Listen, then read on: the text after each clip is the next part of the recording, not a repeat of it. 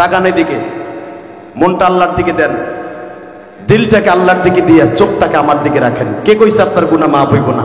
এই কোরআন হাতে নিয়ে বললাম, এই হাজার হাজার মানুষের মধ্যে একজন না একজন আল্লাহর ওলি আছে, আছে না? আছে।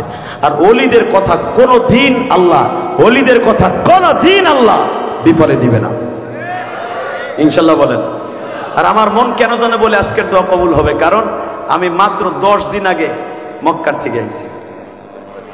এই যে আমার যে মাথায় চুল দেখতেছেন, এটা মক্কার থেকে কাইটে আইছি। আমি 27শে রমজান বাংলাদেশে আসছি, আলহামদুলিল্লাহ বলতে পারলেন না? 10 দিন হয়েছে আসছি। আর এক তো আমরা মুসাফির, আমাদের সাথে হাত তুললে আমার মালিক মনে হয় হাতটা ফিরাই দিবে না। এবার চোখের পানি ফেলায় কাঁদবেন, বহুত আসছেন। রেডি? আব্বা আপনি বলছিলেন আমি বিয়ে করে লাইছি, আসেন। ইব্রাহিম আলাইহিস সালাম বললেন, বাবা বিয়ে করছ? হ্যাঁ। আব্বা আসেন। ইব্রাহিম আলাইহিস সালাম জেরুজালেম থেকে সেই 15,000 কিলোমিটার দূর থেকে রওনা দিলেন পুত্রবধূ দেখার জন্য। জোরে কথা আল্লাহু আকবার। আমারে মেজবা বলে দিছে মা বাবার কিছু ওয়াজ করতে। চিন্তা করলাম এইটা স্যার আর কাছে কিছু নাই, কারণ বাইতুল মুকাদ্দাসের ওয়াজও করার দরকার, মা বাবার ওয়াজও করার দরকার, ঠিক না বেঠিক? টাকা নেই দিকে আমার আব্বা, আপনার আব্বা প্রথম পোলা বিয়ে করতেছে, আব্বা নাই, আব্বা লিখে দিছে আপনি বিয়ে করেন, আমি রাজি আছি। আর আমাকে এই যুগের পোলা বন্ধ আব্বারে কি জিগাবে? ছাতা।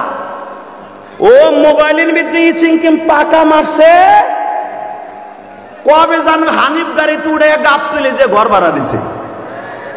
কথা কন না কেন? হে চাচা কথা কও। তোমার নাতিও তো ওই কাম করছে, বুড়া বইয়ে বইয়ে চুপ করে বইয়ে রয়েছে কাঠামের মতো। কথা কন না কেন?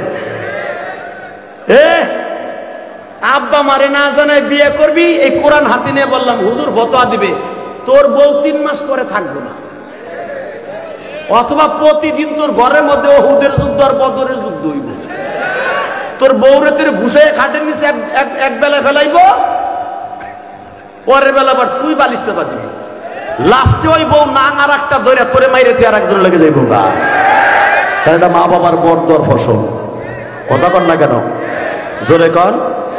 কষ্ট হইতেছে অজ্ঞামী, তারপরে আজকে শেষ ওয়াজ করে দিয়ে যাই। বাজান রে বার আমার দিকে তাকান, আল্লাহর খলিল আমার আব্বা, আপনার আব্বা ছেলে পারমিশন দিছে, ও ইসমাইল বাবা আমার অনুমতি আছে, আপনি বিবাহ করিয়ে লন। বিবাহ করা হয়ে গেছে। রাতের অন্ধকারে একদিন ইব্রাহিম খলিল স্বপ্নে দেখা, আর মৃত্যু কবে জানো হয়ে যায় গো,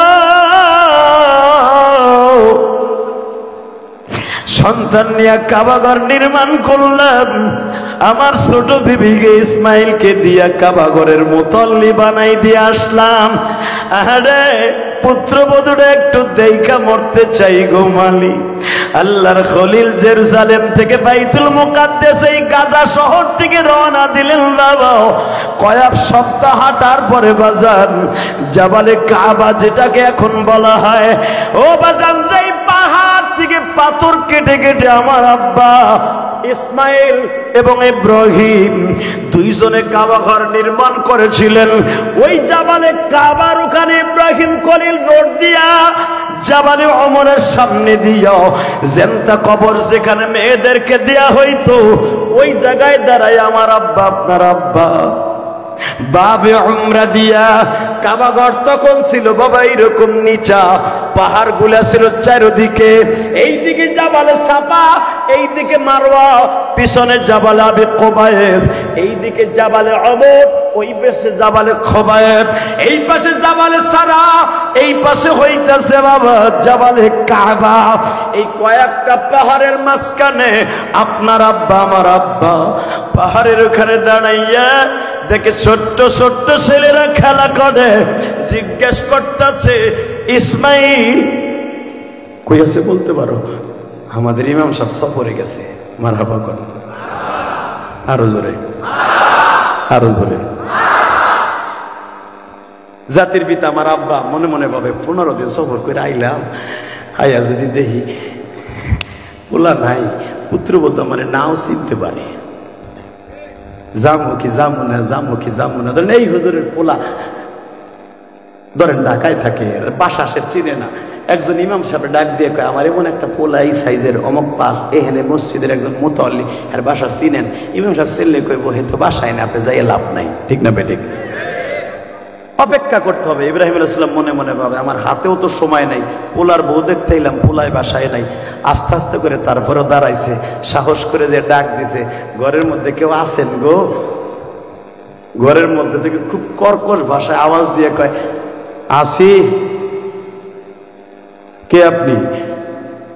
আমি বহুত দূর থেকে আসছিলাম, আমি একজন বৃদ্ধ মানুষ, 15 দিন সফর করে আইছি। আসছেন, আমার স্বামী বাসায় নাই, উনি আসলে তারপরে দেখা করেন। তোমার শাশুড়ি নাই? আরে আপনি বললেন যে আমি বৃদ্ধ মানুষটা, আমার শাশুড়ি দিয়ে আপনি কি করবেন? কর্কশ ভাষা শুনে ইব্রাহিম আলাইহিস সালামের অন্তরটা ক্ষত বিক্ষত হয়ে গেল। আমার আব্বাজানকে যে কষ্ট দেয়, সে যেন আমার আল্লাহরে কষ্ট দেয়। ঠিক না বে ঠিক? জোরে কেমন? যারা নবীদেরকে কষ্ট দেয়, সে যেন স্বয়ং আল্লাহরে কষ্ট দেয়। ঠিক না? তার জ্বলন্ত একটা প্রমাণ মাঝখান দিয়ে শুনাই দেয়। আমার নবী দ্বিপ্রহরে একবারে 11টার সময় আবু জেহেলের দাওয়াত দিয়ে কয়, ইয়া উম্মি কুলু লা ইলাহা ইল্লাল্লাহ তুফলিহুন। চাচা, আপনি যদি একবার বলেন লা ইলাহা ইল্লাল্লাহ, আল্লাহ মাফ করে দিব। বেঈমান আবু জেহেল ডাক দিয়ে কয়, কই দিনের বেলা কোনদিন আমারে তোর দিনের দাওয়াত দিয়ে আবি না। আমার নবী বাসায় চলে গেলেন। দ্বিতীয় ঘন্টে ডাক দিয়ে বিবিকে বললেন, বিবি রে, ঘটনা তো ঘটে গেছে, বেঈমানের কাছে মনে আর জীবনও যাইতে পারবো না। কি হয়েছে? আমারে বলে দিছে, তুই যদি দিনের বেলা আমার কাছে কখনো তোর দিনের দাওয়াত নিয়ে আসস, দাওয়াত ও তাবলীগের দাওয়াত নিয়ে আসস, তোর গালের সল ফাটাই দেব। দেখেন আমার মা, আপনার মা খাদিজা কত বড় বুদ্ধিমতী ছিলেন। বুদ্ধি, এত বুদ্ধি আমার মা খাদিজার মাথায়, চট করে বলে ফেললেন। এই জন্যই তো আমার নবীর জীবনে প্রথম বিবিটা এমন মিলাই দিছে যেন আমার নবীকে সর্বদিক দিয়ে চালাইতে পারে। আল্লাহু আকবার বলতে হবে। আমার নবী বললেন, খাদিজা, বেঈমান আবু জেহেল তোমাকে যাইতে নিষেধ করেছে। মা খাদিজা দেখলেন, আমার স্বামী তো দাওয়াত ও তাবলীগের পাগল, কোনদিনও নিষেধ করলে তো শুনবে না। তালিল করে এখানে সুন্দর করে জিজ্ঞেস করলেন, আপনারা কি দিনের বেলা যাইতে না করছে না রাতের বেলা না করছে? আমার নবী বললেন, খাদিজা রে, আমার দিনের বেলা যাইতে না করছে। দিনের বেলা তার কাছে অনেক সঙ্গভঙ্গ থাকে, তার বলে মান সম্মানের প্রেস্টিজ। মা খাদিজা কত সুন্দর করে সাজ করে বলে, নবীজি, وإنك لعلى خلق عظيم لقد كان لكم في رسول الله أسوة حسنة। স্রষ্টার সৃষ্টিজীবীর মধ্যে সবচেয়ে উৎকৃষ্টতম চরিত্রের অধিকারী দিয়ে আল্লাহ আপনাকে বানিয়েছে। আপনার মডেলিং এ সারা দুনিয়ার মানুষকে আল্লাহ মডেল করতে বলেছে। বাজান দেবার দিলটা নরম করবেন।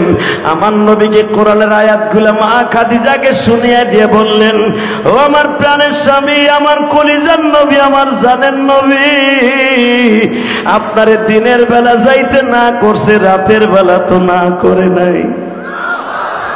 এখানে যদি আমি জিহাদির বউ হইতো, এই সভাপতি সাহেবের বিবিও হইতো, চট করে করে তুমি যাও কা, বুড়া বসে দাওয়াতের কাম, তুই যাস কথা ঠিক না বেঠিক? কে তুই স্যার আর কেউ নাই দাওয়াতের কাম করতে, তুই যাস কে? যেই দোকানদারের দাওয়াত দিলে তোর বকা দেয়, গালি দেয়, তুই যাস কে? ঠিক না বেঠিক? এই হুজুরি বউ না করলে আমার বউ তো ডাইরেক্ট করছে যে এলাকায় আপনার টাকা টুকা ঠিক মতো দেয় না, জান কে কয় তো ডেলিও কয়, কারণ টাকা কম দিলে বোর কাছে কই। বউ কয় তো এলাকার নিবেন না, তা আমি আবার কই না নিলে এলাকার লোক মাহরুম না, কত যান ঠেলা খাইয়া হেন গা, ই আবার কয় তাকানে দিকে। এই মুসলমানের বলে আমার মা, আপনার মা বলে দিলেন, আপনারে দিনের বেলা যাইতে না করছে, রাতের বেলা তো করে নাই। আমার মা, আপনার মা দাওয়াত ও তাবলীগের জন্য কত সহযোগিতা করছে আমার মা। আমার মা কোনোদিনও খাদিজা দিনের বেলা ঘুমাইছে, রাতের বেলা কোনোদিনও ঘুমাই নাই। সারা রাত আমার নবীর ঘরটা পাহারা দিছে যেন আমার নবীর কেউ আক্রমণ করতে না পারে। কারণ তখন আমার নবীকে দাওয়াতের কাজ করা নিষেধ ছিল, কারণ সারা রাত সারা দিন আমার নবী দাওয়াত ও তাবলীগের কাজ করবে, বিবি নিয়ে ঘুমাবে, আমি আল্লাহ সুরে ডাক দিব, আমি আয়াতখানা পড়বো, আপনি আওয়াজ দিবেন, ইয়া আইয়ুহাল মুযাম্মিল কুমিল লাইলা ইল্লা ক্বালিলা নিসফাহু আও ইনকুস মিনহু ক্বালিলা আও জিদ আলাইহি ওয়ারাত্তিলিল কুরআনা তারতীলা। ও নবী, ঘুমাই রেছেন চাদর গায়ে দিয়ে বলে ওঠেন না, কুমিল লাইলা ইল্লা ক্বালিলা নিসফাহু আও ইনকুস মিনহু ক্বালিলা, অর্ধেক ঘুমান আর আমি আল্লাহর সাথে অর্ধেক রাত প্রেম করেন। উম্মতের লেগে কানবেন না, ওঠেন ওঠেন। মা আয়েশা এই জন্য বলেন, বাবুন নওয়াফিল, বুখারীতে আসছে যে রাত 12টার পরে আমি কোনোদিন আমার প্রাণের কলিজার টুকরা নবীরে আমার চাদরের নিচে পাই না। আমি কোলবালিশ আমার নবী পাইতে পারে, এই জন্য আস্তে করে কোলবালিশটা সোজা করে দিয়া আমার নবী আমার মওলার প্রেমের মাঠে খেলা খেলতে মসজিদে নববীতে নফল নামাজ পড়ার জন্য মিনাল লাইলি ফাতাহাজ্জাদ বিহি নাফিলাতাল লাক আসা আইয়াবআসাকা রাব্বুকা মাকামান মাহমুদা। আল্লাহর সাথে প্রেম করার জন্য মসজিদে নববীতে চলে যাইতেন। এই কওমি মাদ্রাসার জিএমবি রাখা কস এ নাহিদ কো এ স্ট্রাকচার ফটাপ কে শিক্ষা মন্ত্রী তুই কো এ দীপুমণি কো এ ম্যাডাম কওমি মাদ্রাসায় বলে জঙ্গিবাদের আখড়া, জঙ্গিবাদের আখড়া না ভঙ্গিবাদের আখড়া। আইসা দেখা যা রাত 3টার সময় গুনগুন করে কোরআনের মৌমাছিদের কথার আওয়াজ হয়, কোরআনের আওয়াজ হয়, কোরআনের আওয়াজ হয়। প্রত্যেকটা কওমি মাদ্রাসা আলিয়া মাদ্রাসার হেফজোখানায় রাত 3টার সময় আমার মাওলার সাথে তারা প্রেম করে। আল্লাহু আকবার, জোরে বলো আল্লাহু আকবার, আরো জোরে বলতে হবে। এই মাদ্রাসারে কও জিএমবি রাখরা, এই লেগে তখন খাইতাছ তুই দীপু মনে না কইছর লাইসেন্স বিহীন বিএমপি, ফিটনেস বিহীন জামা, হুজুররা দাওয়াত খাওয়া হুজুর, তুই তো খাসও না, খাও নো পাস্তা, কথা কর না কেন? যারা আলেম ওলামারে গালি দিবে ওরাই এই জমিন থেকে নিস্তানাবুদ হয়ে যাবে। আমরা যখন শেখ হাসিনারে কইতাম মূর্তি বানায়েন না, যার সুবাদে মামুন হক 3 বছর তার জীবন থেকে চলে গেল, এতগুলো আলেম ওলামার দলে যে ওরেও ধরছে বিস্কিটারে যে রাইতাছে দইরে নিয়ে খালি আশ্রাইছে এই পোলাটারে। এইটুক মানুষে মারে কোন জায়গা দেখেন না চাই, এ ওরে ঘুষা দেয় কোন জায়গা? এই মুফতি নূর হোসেন নুরানি আজকে কয় ওরে যখন মাইরা মইরাই না আমাকে সামনে দিত তো ওনারে কইতাম তোরে মারে কোন জায়গা? আজকে কয়ে গেছে 2:30টার সময় নুরেন। এই মুসলমানের পোলা শুধু একটা আওয়াজ দিয়ে বলেন, এই ছোট্ট মানুষটাকে মামুনুল হক এত বড় পাহাড়ের মতো মানুষটারে সে যখন হুঙ্কার দিয়েছিল মাননীয় প্রধানমন্ত্রী, আমরা আপনার বাবার বিরোধী নয় কিন্তু আমরা মূর্তির বিরোধী, এই সুবাদে ধরে ধরে নিয়ে আলেম ওলামারে গরম ডিম দিলেন। কেন আপনার বাবার মূর্তির বিরুদ্ধে কথা কইলাম? আপনার বাবার অসম্মানী করছি। এখন যে আপনার বাবার মাথার উপরে উঠটা সেন্ডারে পেশাদ করে খুলে সেরাত করে মাইরে দেয়, আপনি দেখেন না? ইন্ডিয়া বইয়া দেখেন না? দেখেন না আপনি? দেখেন না? কথা কন না কেন? কষ্ট হইতেছে? আর মাত্র 5 মিনিট কথা। সভাপতি কয় আরো বেশি, তাহলে দিলাম আজকে রাত কভার করে, অসুবিধা কি? কিন্তু শর্ত একটা, যে উঠবে আর লুঙ্গি টেনে ধরবেন। ওই যে একটা ওটা বা পরে টান দাও, যে টান দেবে টান দে, কেন দেওয়ারে লিল্লাহে তাকবীর, লিল্লাহে তাকবীর। Ready ready. আর একটা আলেমকে যদি কোন সরকার কোন একদিন কোন আলেমের গায়ে হাত দেয়, আর হাত ভাঙে কলজের মধ্যে দিয়ে ঢুকাই দেব। কোন মাদ্রাসাকে যদি ইন্ডিকেট করে কথা কয়, মাদ্রাসা জিএমবি রাখরা বলে গালি দেয়, ও যেই মুখ দিয়ে দিবে ওর মুখটারে ঘুষাইতে ঘুষাইতে যে কোনো মুহূর্তে তোমাদের এই কাল্লা কাটাবাড়ি বাজারে ফেলে কুত্তার মতো পিটাবো।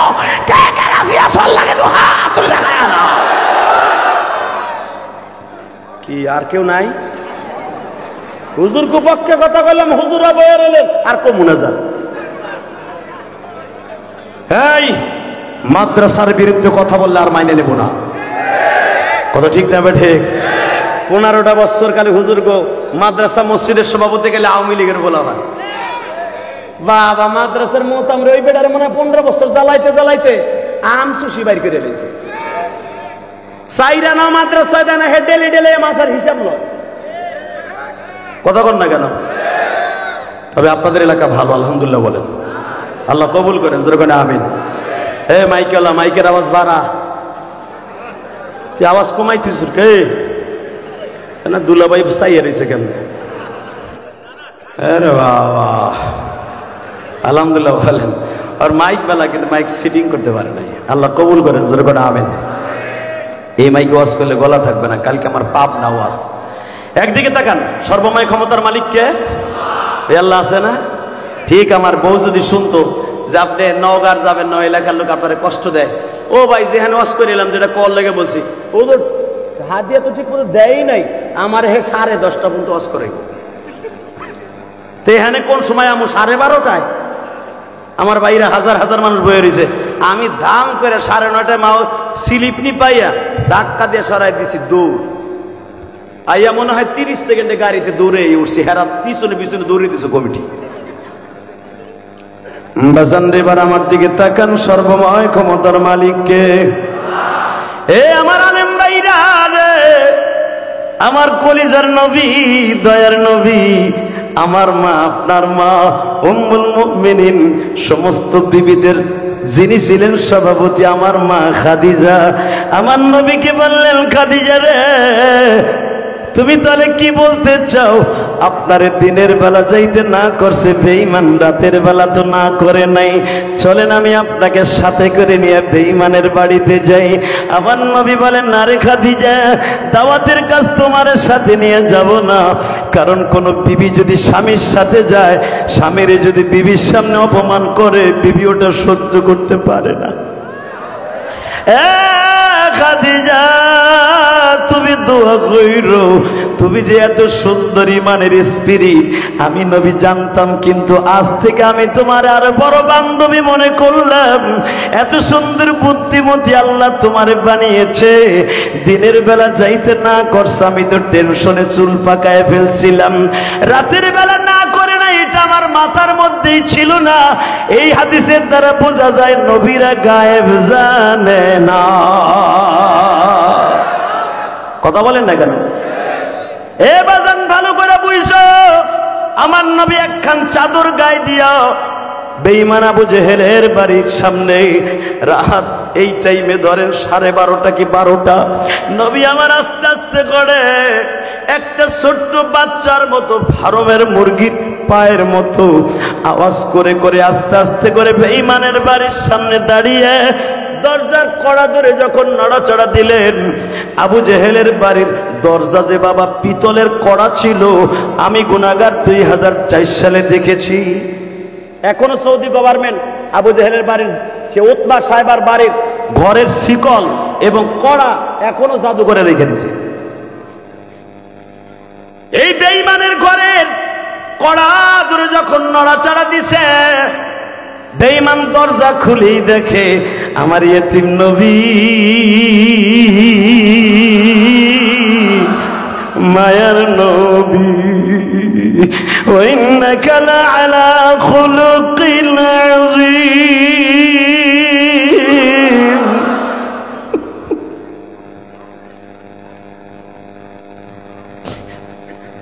বাজার আমার নবী যদি অন্ধকার রাস্তা দিয়ে হেঁটে যেত, কোনো আলোর প্রয়োজন হতো না। আমার নবী যদি কোনো গিলাসে পানি পান করতেন, বাবা ওই গিলাসটার মধ্যে যতদিন জমিরে থাকতো, গিলাসের মধ্যে থেকে বেশ কমবারের ঘেরান আসত। আমার নবী এত পরিমাণ আতর ব্যবহার করতেন, নবী কারোর সাথে মুসাফা করলে বাবা 1 মাস পর্যন্ত তার শরীরের থেকে ঘেরান আসতেন। আমার নবী যখন কোনোদিন হেসে দিতেন, মুক্তার দানাগুলা দাঁতের মধ্যে থেকে বের হয়ে যাইত। যখন বেঈমান আবু জেহেলের বাড়ির সামনে দাঁড়াইয়া মুস্কি মুস্কি হাসে আর বলে, চাচাজি এই রাত্রে আপনার দরজার কাছে আমি ছাড়া আর কে আসবে? বেঈমান বজ্র মুষ্টি ধারণ করে বলে, তোমাকে আসতে না করছিলাম। বাজান এবারে এমন জোরে একটা আওয়াজ দিবেন, আপনার জীবনে কোনোদিন এত জোরে আওয়াজ দেন নাই। বেঈমানের প্রতি উত্তরে বিশ্বনবী বললেন, চাচা আপনি আমার দিন